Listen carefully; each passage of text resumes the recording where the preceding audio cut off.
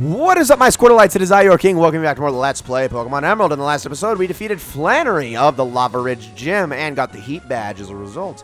And in this episode, we finally, with the Go Goggles in tow, can now power on through the sand.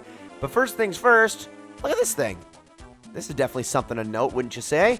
This right here, ladies and gentlemen, is Mirage Tower. Now, if you ever come out to this route and it's not there, all you need to do is leave the route entirely, like leave 111, go over to 112, and then come back into the route, and then it'll more than likely be there. Now, this is not necessarily a limited time event, but it's more of a one-time thing. So what you want to do is you want to make sure before you go in here you have the Mach Bike available, because you have to be able to get over those. If you walk or run over those, you will, or even use the acro bike over those, you will fall through the floor, and you don't want that. The other thing you can do is you can then head over this way. You can either rock smash your way through these, or you can Mach Bike your way. Oh wait, no, never mind. That's actually a dead end. I thought you could Mach Bike your way through there. I was wrong. So you do need rock smash to get through here too. Good thing I got Ziggy with me. And then as we head up, we're going to rock smash our way through, and as you can see, we are going to have a selection between one of two fossils. Over here on the left, we have the Root Fossil, which will eventually become a Lilip, which will eventually evolve into Cradily. Between the two, this is the more defensive-focused Pokemon. It is a Grass-Rock type, and can learn some pretty darn good moves throughout the game. And even, despite its more defensive-oriented stats, can still pack a bit of a punch and is definitely the better of the two, at least in this generation. So we are not going to take the Root Fossil yet, because the other one is the Claw Fossil. Now this eventually becomes Anorith, which will then evolve into Armaldo, which is a Bug Rock type.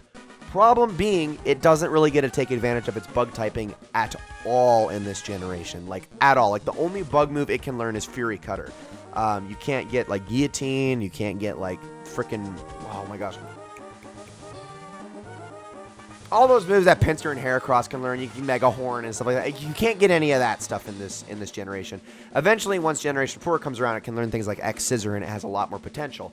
But its offenses are kind of wasted in this game, because really the best things you can get are like Rock Slide, Ancient Power, basically things that Ghidorah's already going to get. So, unfortunately, it's not really a good pickup in this generation. So, we are actually going to go with the Root Fossil.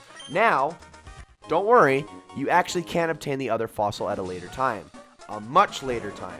So if you were hoping to use the either like both of these for your team in the main game, you're out of luck, sport. But you can still get it at some point, don't you worry. So this is going to fade away. And then, oh my gosh, we can get it. Just turn to the right and then down. Oh, I could have grabbed that in time.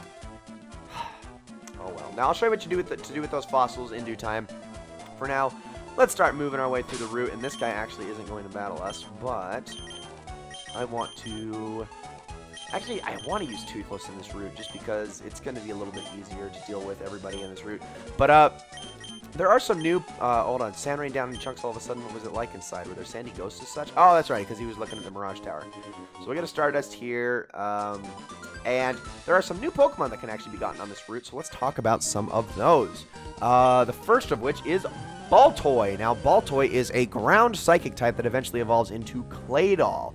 Now, Baltoy, I gotta say this right now, I don't care what your team looks like, I don't care how you're playing this game, Baltoy is a must-have Pokemon. Not because it's a good battler, mind you. I don't want you thinking that it's some amazing battling Pokemon. It's really not. In fact, I was going to use it on my team because of how necessary it is, but I just couldn't justify it because of how bad it is, at least in this generation. It just cannot take advantage of its dual typing at all because of the pre-physical special split that is going on in Generation 3. So I just can't justify using it in a battling sense. But it is still a must-have. Why? It is the ultimate cheat code for Pokemon contests, and I will be sure to get into that when we get into that. But for right now, just trust me, Baltoy is a must-have Pokemon. Alright, and then the other Pokemon that can be got on this route that is brand new is none other than Cacnea. Now, Cacnea is a grass type that eventually evolves into a grass dark type, which is Cacturn. Its special move is a move called Needle Arm, which is a good grass type move that I believe can also cause flinching. I would basically put it in the same class as like Leaf Blade. Very, very strong move, actually.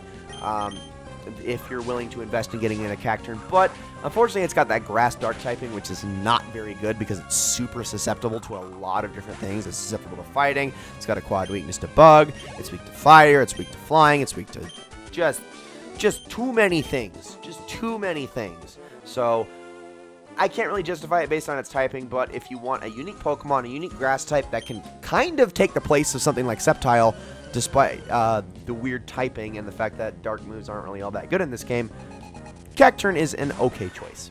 Okay. So the other thing obviously out here is that we're dealing with this Sandstorm effect. Now there are quite a few Pokemon that have Sand Veil as their ability. Sandshrew is one of them, which means that moves are slightly less accurate in the sand. Oh, I almost forgot the other Pokemon that can be caught in this route. Before I go on any further, let me mention the actual best one of them all, which is Trapinch. Okay, Trapinch himself is not really all that great. I mean, he's got like a really high physical attack, but nothing else going for him. However, once he evolves, he will eventually become a ground dragon type known as Flygon, a Pokemon I was super close to getting over Swablu, especially because it's actually less of an investment. Like, granted, you do have to level it up a little bit more to make it eventually evolve into Flygon, but on the flip side, it's a much better investment and still doesn't take as long as most dragons do. So, because Flygon is much more of an offensively oriented Pokemon than Altaria is. Altaria is more defensively oriented. But at the same time, I mean, I guess the other good thing about Flygon is that its typing isn't very bad. I mean, it flies. It can learn things like fly and other flying moves, but yet it's a ground type, so it's completely immune to electric attacks. So that's pretty cool, I suppose. Oh, hey, those go goggles suit you, but I think they would look better on me. Let's decide if they look better on me in the battle. Oh, I don't think you can just do that, dude. I don't think that's really appropriate, but all right. So he's going to be freaking challenging me now. You can't just be like, oh, those should be mine. Mine now. No, I could punch you. I could actually just punch you and walk and be justified in doing so. If you're just like, I'm going to take that from you. Jerk. All right, well, anyway. Let's take down this kid's Sandshrew, and I think that was the only Pokemon. And Vega grew to level 22. Awesome stuff, Vega. And we defeated Camper Drew. Alright, I couldn't see what was happening at my sides because of the Go Goggle. Oh, okay. Yes, they're not good for peripherals, but maybe you should just, I don't know, turn your head. And we're back, and I apologize for the cut, but I had a bit of a frame rate stutter in the middle of my recording, and I can't be having that because it's going to completely throw off the whole rhythm of everything that I'm trying to do in this video. Okay, let's continue now. Alright, so we're still heading on into the desert. I mean, I believe we should be able to get all of the battles in this desert done in this video. I mean, I'd like to get done with this place in this video, and then we can start heading on, well, basically back to making our way back to Lily Cove. No, not Lily Cove. Petalburg. Oh, my goodness. I'm so dumb. I apologize. I actually mix those two names up a lot. And I don't know why. I really don't know why. One is literally towards the end of the game, and one is literally towards the beginning of the game. They're basically on opposite ends of the map. I mean, they couldn't be further. I mean, I guess you could say they're like the mirror cities. They're kind of like, I don't know. It's like one's like the third to last location, and one of them's the third to first location. Oh, frish. You know what? That's a stretch. It's a stretch. I need to stop. Okay, so let's do this thing, and let's kill this Meryl, and we are going to have a good time doing it. I mean, I'm actually not going to feel that good about it because, you know, Meryl's cute. I like Meryl. And why did you bring your water mouse into the sand, lady? That's what I want to know. What is your water mouse doing out here? Gosh, Meryl's so cute. I feel so bad. That's another Pokemon that got left in the dust is that line, the Meryl and Azumarill line. Like, it's okay. It's not quite as bad as Delcatty, but it's pretty close. I guess there are things you can do with Azumarill. Ooh, we got a rare candy, which that is going to definitely come in handy for Ghidorah here in the relatively near future. And for 30 years, I have searched for ancient ruins. I am to be challenged. Yes, you are Dusty. If that's his, I think his name is actually Dusty. If it's Dusty, oh my god, I am psychotic that I actually was able to remember. You know what? Actually, I believe this is a Pokénavable guy.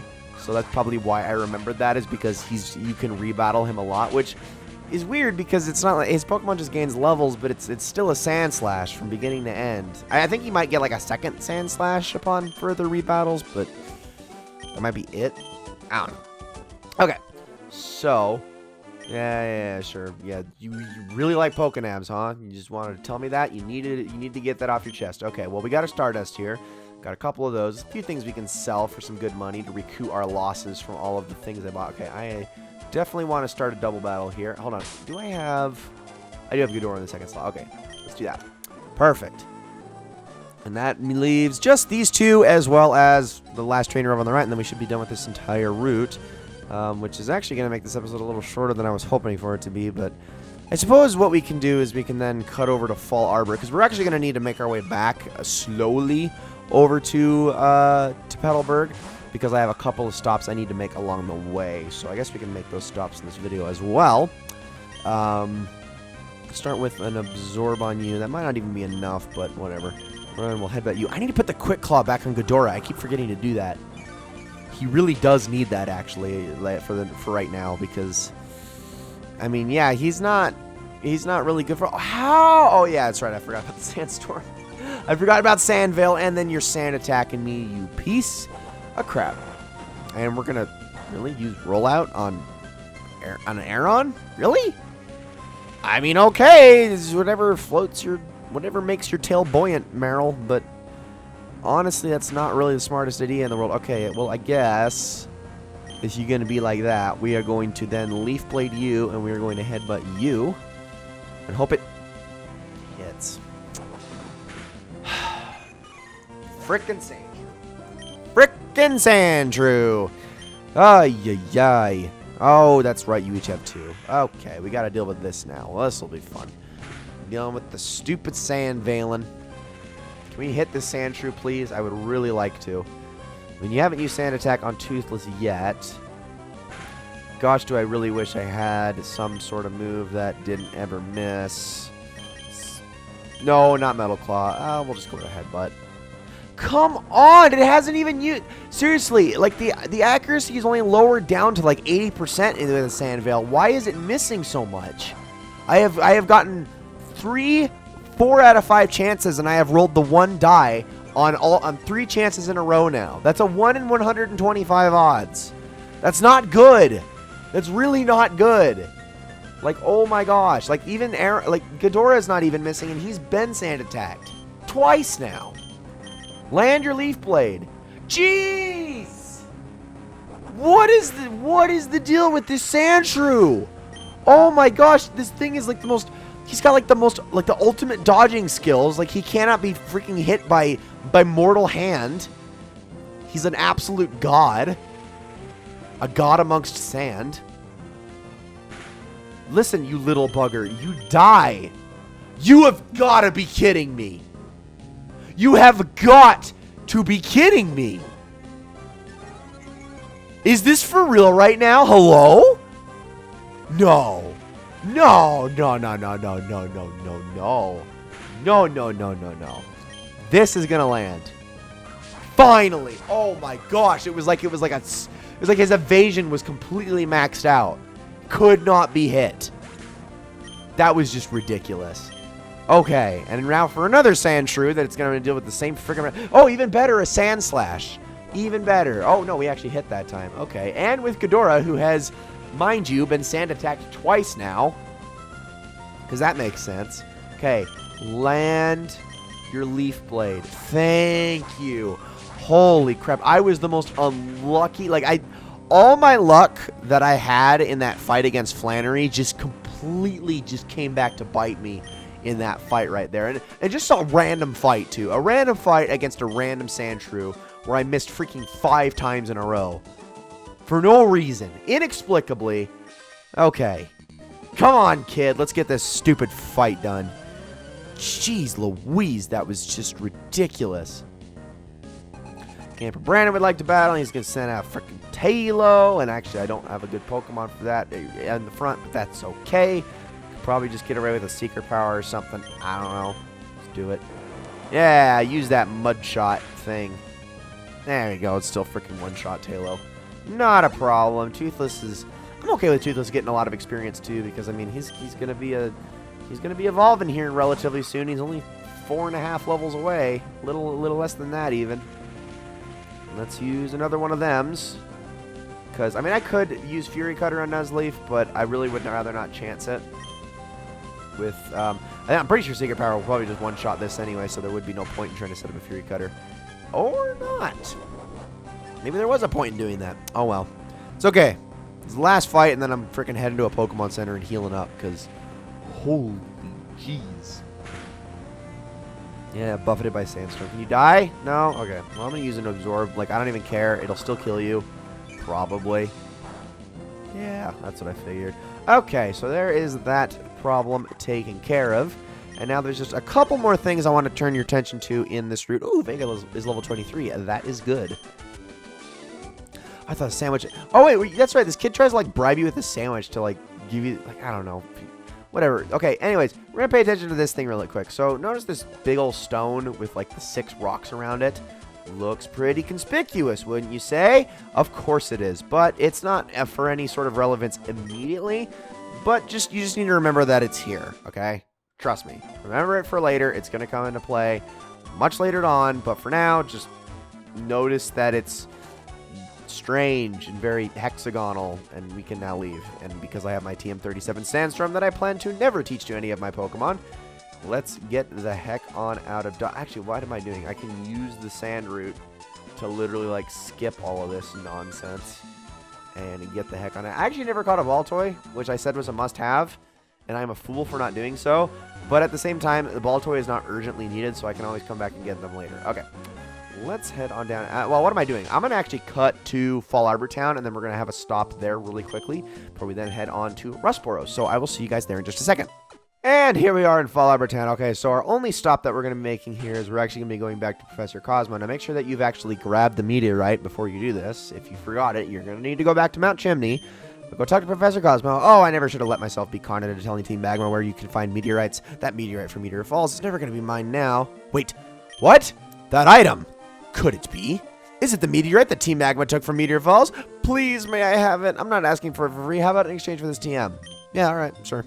And he's going to give us Return, which I mentioned briefly before, but Return is a move that increases its effectiveness based on the happiness stat of your Pokemon. Once maxed out, I believe it has a base power of 100, so it's a relatively strong normal type move that has no additional effects other than just being stronger if your Pokemon likes you. So honestly, the best kind of move to teach to something like, I don't know, Lopunny or something like that, and at least in later generations. Obviously you can't in this generation, but Pokemon like that evolves from happiness, that is also a normal type and can take advantage of the same type attack bonus and whatnot. So it's all right. Obviously the counter to that is Frustration, which can be gotten later. Now the problem with Frustration is just by doing menial tasks, you'll usually raise your Pokemon's happiness, so you're going to want to continuously keep them down as low as possible, which is usually just done by giving them herbs. So, not the easiest thing to do. So, Return is definitely the better of the two moves because you can get more value out of it. But, or at least more easily get more value out of it. More subconsciously get more value out of it. Because Frustration, you definitely have to be more consciously aware of the things that you are doing. Okay, so since I'm basically already here at Rustboro, I'm not going to be doing the cut. We're just going to be heading straight on over. And my team is full right now, so I won't be able to get this thing immediately. But if you head on in here, we briefly mentioned this guy back when we were here the first time, all the way back when, several episodes ago. But if you talk to this man, they're trying to develop a device that resurrects Pokemon from fossils, and it's working. Wait, that thing you have there, is that a Pokemon fossil? Would you like to bring that Pokemon back to life? I can with my newly developed fossil regenerator, and we were going to say yes. Excellent, let's do this right away, and we hand the root fossil to the Devon researcher. So now, all we have to do is leave the building and come back, and this will be done, which we'll be able to see the effects of that in the next episode. Ladies and gentlemen, thank you all so very much for watching this episode of Let's Play Pokemon Emerald. I hope you all enjoyed it very much, and I will see you all in the next one.